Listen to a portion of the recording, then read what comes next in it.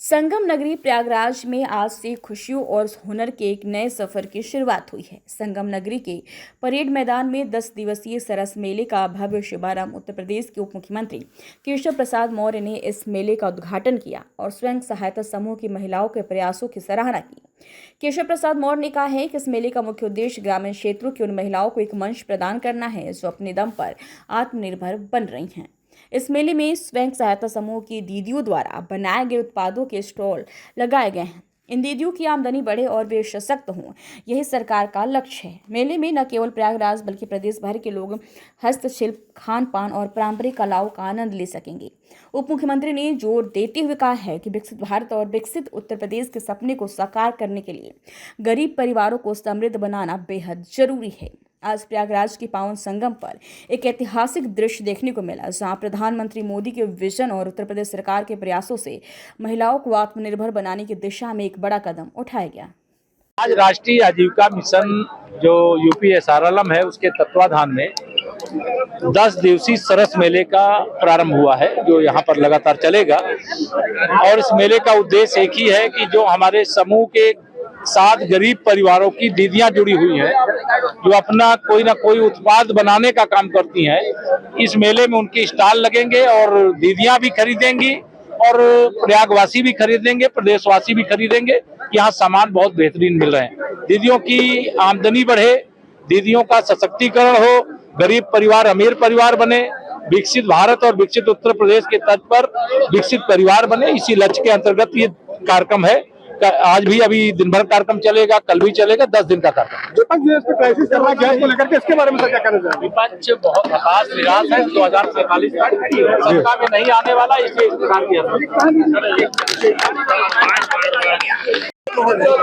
ऐतिहासिक प्रधानमंत्री मोदी जी, पूज्य योगी महाराज जी, केशव मौर्य जी उप मुख्यमंत्री, इनकी सोच को मैं प्रणाम करता हूं कि महिलाओं को सशक्तिकरण करने के लिए इतना बड़ा इस मेला लगाया गया। हजारों हमारी दीदियां आई, जिनको लखपति दीदी प्रधानमंत्री की योजनाओं ने बनाया, अब वो करोड़पति दीदी कैसे बनेंगी। इनका बहुत अच्छा भाषण सुनने को मिला। केशव जी ने कैसे उनमें उत्साहवर्धन किया कि 1 करोड़ समूह की महिलाओं को 3 करोड़ तक कैसे पहुंचाना है, कैसे हर घर में रोजगार देना महिलाओं को, बेटियों को। यही प्रधानमंत्री जी का सपना है। उसको साकार करने के लिए इतना बड़ा समागम ये संगम पर हुआ, ऐतिहासिक दृश्य था।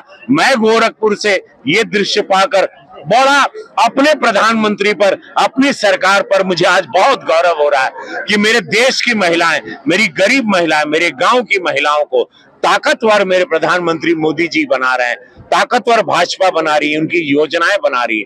ये अपने आंखों से देखने मिला। कुछ गीत हुआ, कुछ संगीत हुआ, बहुत सारी बातें हुई।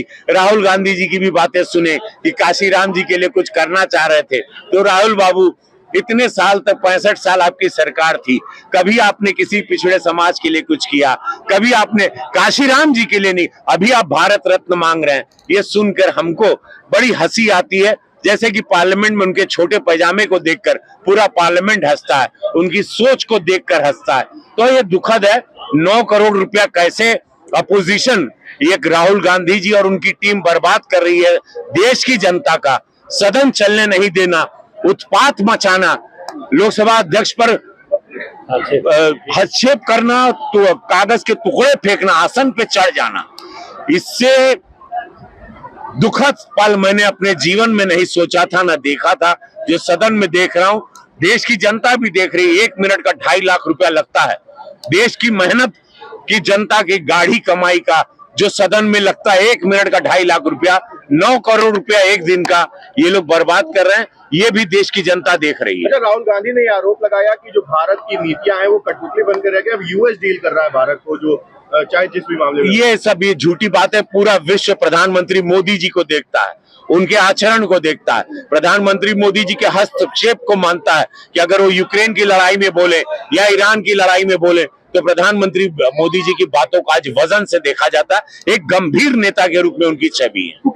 अखिलेश यादव ने एलपीजी को लेकर के लगातार सवाल उठाया। उन्होंने कहा झूठ है, अफवाह है, भ्रामक सोच, ये गलत सोच है। कोरोना के टाइम पे भी ये लोगों ने यही किया था। यही सपा ने किया था। ये गलत बात है। सब जगह एलपीजी है। देश की जनता को कृपया आप लोग भ्रमित ना करें।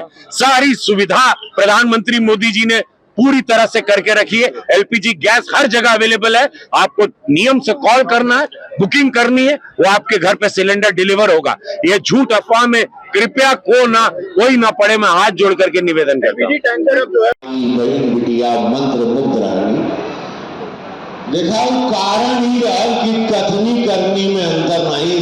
साफ मन साफ हृदय से जब कोई व्यक्ति बोलता है, जब कभी जन सेवक बोलेला तो पूरा धरती वो जगह का सभागृह सब लोग जितने हमारे वरिष्ठ नेतागण सब लोग लीन उनके सुनत रहे। ऐसे वो मुख्यमंत्री जी खातिर, ऐसे केशव प्रसाद भैया खातिर जिनका आदेश रहल निर्देश रहल कि रवि भैया पहुंचे के हाँ कौनो भी काम छोड़ा एजा आवा। इस संगम पर गुहार बाटे बहन बिटिया जुआ आज सब लोग यहाँ पर जमावड़ा बा। आज बहुत बड़ा मेला हो अपनी माई बहन का।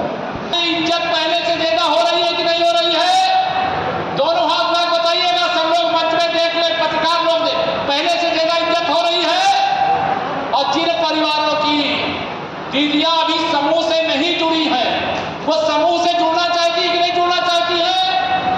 दोनों हाथ में बताओ, जुड़ना चाहती है कि नहीं जुड़ना चाहती है? जुड़ना चाहती है।